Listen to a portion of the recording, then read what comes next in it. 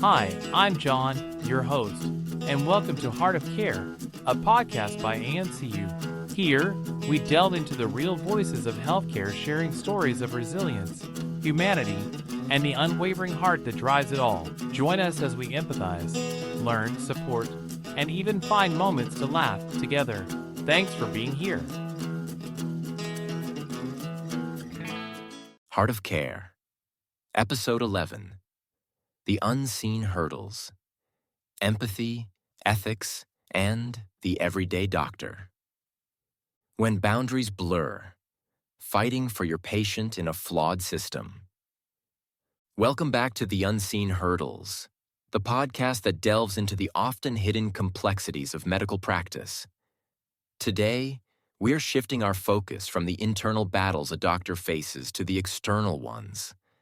The frustrating and sometimes infuriating reality of navigating systemic barriers, inappropriate interference, and the constant fight to get your patients the care they desperately need. Our guest, Dr. Evan Hope, a dedicated general practitioner, has another powerful story that vividly illustrates these unseen struggles.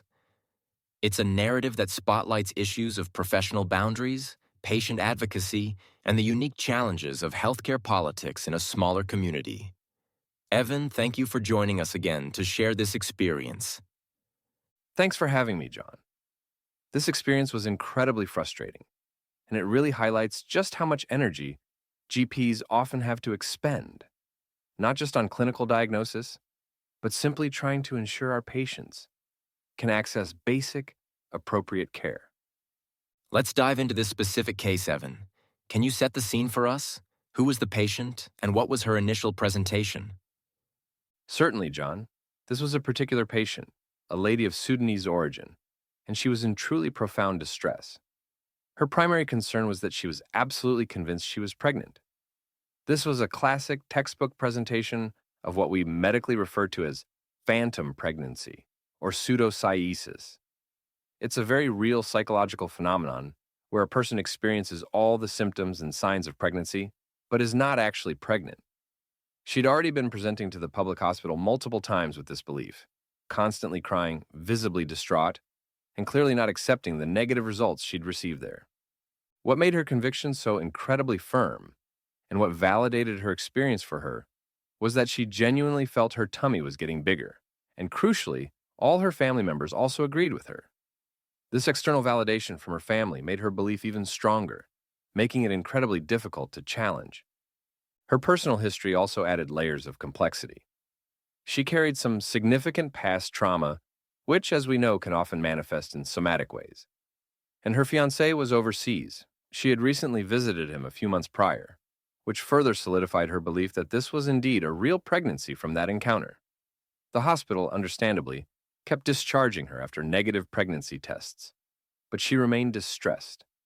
She was bouncing between multiple GPs, desperately searching for someone to truly listen to her, to validate her experience, and to offer her a path forward, even if it wasn't the pregnancy she desired.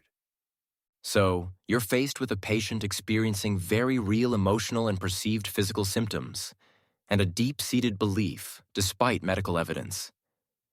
How did you approach convincing her, given that clinically, you knew she wasn't pregnant? It was an incredibly challenging consultation, John. My primary approach, as always, was patient-centered. Firstly, I had to acknowledge her profound distress and her absolute conviction, rather than simply dismissing it as delusional. You have to meet the patient where they are. I tried every way possible to gently reassure her, explaining the negative pregnancy tests, both urine and blood, that she'd already had, and that I'd also performed again myself in the clinic. But she was not giving up. Her conviction was absolute. So, given her persistent perceived physical symptoms, particularly her belief about abdominal enlargement, and her profound ongoing distress, my next crucial step was to exclude any possible underlying organic pathology. This is paramount. Even with a very strong suspicion of phantom pregnancy, you cannot afford to miss something potentially serious, like a growth or a mass that might be causing her perceived symptoms. My specific indications for the ultrasound were precisely that: to exclude any possible growth or lesion that might be contributing to her abdominal distension, and also to use it as an opportunity for a broader women's health check, including a cervical screening test and some general blood work. It wasn't just about proving she wasn't pregnant, it was about ensuring comprehensive care and definitively ruling out anything dangerous that might be masquerading as pregnancy symptoms. It was about offering her an objective, definitive answer from an imaging perspective, which I hoped she might be able to accept. That sounds like a perfectly reasonable, responsible, and compassionate course of action for a GP. What happened then, when you sent this vital referral to the public hospital's radiology department? This is where the situation became completely unacceptable, John, and it exposed a deep flaw in the system. The hospital's radiology department in our town caters to both inpatients and outpatients. I sent the referral, expecting the usual process of triage and scheduling. However, a few days later, I received a rather jarring message from my receptionist. The ultrasound technician had called to state, quite directly, that she was not going to do the ultrasound based on phantom pregnancy, and that they had simply canceled the request. No discussion, no phone call to me first. Just a cancellation. A technician, unilaterally making a clinical judgment call and canceling a specialist referral from a GP based on their personal opinion? That's highly unusual and concerning, isn't it? Highly unusual and completely outside their professional scope of practice, John. I was astonished and, frankly, quite angry at the audacity and the clear breach of protocol. I immediately called them back to understand what had happened. I spoke directly to the sonographer, and she reiterated her personal belief that there was no valid indication. And then she disclosed something truly shocking, something that revealed the real source of this inappropriate decision. She said she had already talked to the head of department of Obstetrics and Gynaecology within the hospital. Not the radiologist who actually triages these referrals, mind you, but the head of O&G. And this O&G head of department had told her quite explicitly, don't do it, and ask the GP to let them know. It was a direct, out-of-bounds instruction to refuse the scan. For our listeners who might not be familiar with how outpatient imaging referrals usually work, let me give a bit of context here. When a GP, like Dr. Evan, refers a patient for an ultrasound, the referral typically goes to a radiologist. That's the medical imaging specialist whose job is to review and triage requests, to assess their appropriateness, urgency, and clinical need. What's not supposed to happen is someone from a completely different department, like the head of Obstetrics and Gynaecology, intervening in that process, especially for a patient who isn't under their direct care. In this case, that's exactly what happened. The sonographer didn't consult the radiology team.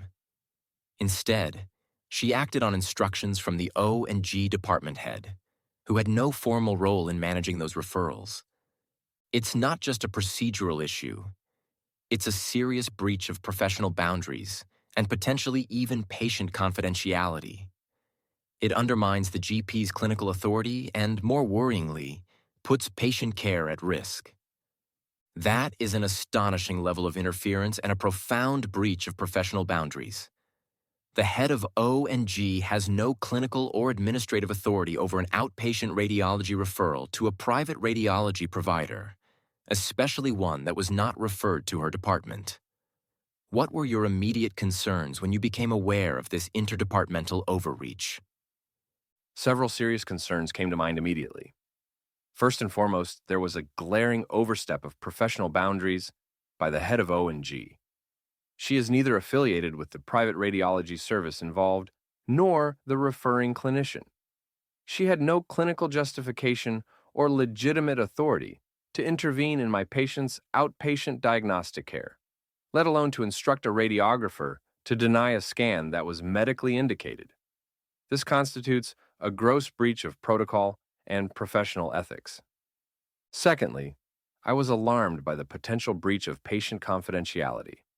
Sensitive information, including my patient's diagnosis of pseudocyesis and her trauma history, was being discussed between a radiology technician and a hospital department head who had no direct involvement in her care and no need to know. Crucially, this exchange occurred without my patient's informed consent, which is ethically indefensible. And most fundamentally, this was an unacceptable and direct obstruction of patient care. A senior hospital figure with no role in the referral pathway actively disrupted a clinically justified investigation that I, as the treating GP, had requested in good faith to exclude serious pathology and provide appropriate support for a vulnerable patient. It was a deeply troubling assertion of authority, one that undermined both patient welfare and the integrity of general practice. I was later informed that, due to limitations in appointment availability, all referrals were being triaged by the O&G team, with the head of department allegedly deciding who would be allocated a spot. This in itself raised serious concerns about transparency, fairness, and the clinical appropriateness of such a process, especially given that these were outpatient referrals to a private radiology provider, not internal hospital bookings. To clarify the situation, I reached out directly to the management team overseeing the radiology unit. They explicitly stated that this was not an arrangement they had endorsed or authorized. In fact, they were not even aware that such triage interference by the O&G department was occurring. This confirms my suspicion that the actions taken by the head of O&G were not only inappropriate, but also outside of any formally approved governance structure. It highlights a deeply troubling breakdown in professional boundaries and raises significant ethical and procedural questions that demand accountability. The exhausting fight for professionalism and equity. So, you were left with a patient still in distress, a necessary investigation blocked by inappropriate means, and clear professional boundaries crossed. What were your next steps to challenge this unacceptable situation? I knew I couldn't let this stand. My immediate priority, above all else, was to ensure my patient received the scan she needed. I promptly raised the matter with the radiologist and contacted the management team responsible for the radiology unit to lodge a formal concern and request an investigation. Following this, the initial cancellation was overturned, and my patient was able to receive the necessary imaging, an outcome that brought great relief to both her and me. The management team took the matter seriously, conducted a thorough internal investigation, and subsequently reprimanded the personnel involved. But this was never just about one incident. It highlighted a serious breach of professional boundaries and a breakdown in the referral pathway that put patient care at risk. I took action not only to advocate for my patient, but also to ensure accountability within the system and to help prevent similar occurrences in the future. These systems must protect patients, not obstruct them. And how did you go about addressing that with the hospital, especially in a smaller community where professional relationships can be more intricate? I called the hospital's head of department of O&G directly. It was a very firm conversation where I clearly articulated all my concerns: her flagrant disregard for professional boundaries, the potential breach of patient confidentiality, and her completely inappropriate interference in patient care that was not under her purview. These are exhausting fights, John. In a small town where professional circles are often tighter, challenging established figures can be incredibly draining and sometimes even carry professional risks. But I felt I had no choice. You have to advocate, not just for this individual patient, but for the principle of fairness and equity in the healthcare system itself. If I, as a GP, can't get an appropriate investigation for a patient who cannot afford private care, then who will? It was a clear example of systemic failure and unprofessional conduct, and it needed to be challenged. Conclusion: advocacy as a core GP function. Dr. Evan, your experience powerfully underscores that a GP's job extends far beyond the consulting room. It involves battling a complex system, defending professional integrity, and relentlessly advocating for your patients against unforeseen hurdles. What key lessons do you take from this incredibly frustrating episode? It solidified for me, John, that patient advocacy is an absolutely core function of general practice. We are often the first and sometimes the only line of defense for our patients against systemic hurdles and inappropriate actions by other departments or individuals. This experience taught me the profound importance of knowing my own professional boundaries, but also, critically, recognizing when others are crossing theirs, and the absolute necessity of standing firm for what is right, even when it's exhausting and you're met with resistance. It also clearly emphasizes the urgent need for better interdepartmental communication, mutual respect, and clear, universally adhered to protocols within the broader healthcare system. Thank you for sharing such a powerful story of your fight for ethical and equitable patient care, Doctor. It's an invaluable insight for anyone working in or relying on our healthcare system. My pleasure, John. It's a reality we GPs face, and it's important to talk about. Dr. Evan Hope's experience reminds us that good medicine isn't just about clinical acumen. It's about ethical practice, respecting professional boundaries, and relentless patient advocacy in the face of a sometimes dysfunctional system. When systems fail, it's often the frontline doctors, like Evan, who bear the burden of fighting for their patients' right to appropriate care.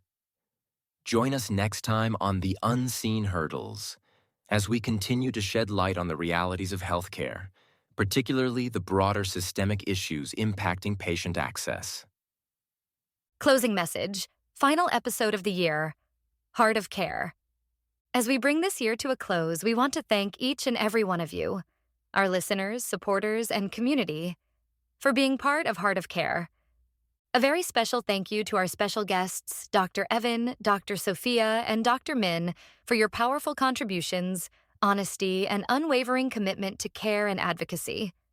We're also deeply grateful to our dedicated team of writers, editors, and guest speakers, many of whom have contributed their time and expertise on a voluntary basis. Because of you, we've delivered 11 episodes, 1 special feature, and several articles through AMCU Media, all as a self-funded initiative driven by purpose, not profit. This has been a year of reflection, connection, and courageous storytelling from all of us at Heart of Care. Happy New Year from Laura and John, your hosts. We wish you a peaceful, joyful, and meaningful year ahead. We'll see you in the next season. Take care, and thank you for listening. Thanks for tuning in to this episode from AMCU Media, where real stories, healthcare, and advocacy come together. We release a new episode on the 28th of every month. We're a small, independent team doing our best to bring you meaningful conversations. And your support means the world to us. Subscribe to our YouTube channel and Facebook page. Just search for AMCU Media. Got a story or topic to share? Email us at amcu@strmedical.com.au. Together, we can do better. For care, for community, and for change. Until next time, thank you. And take care.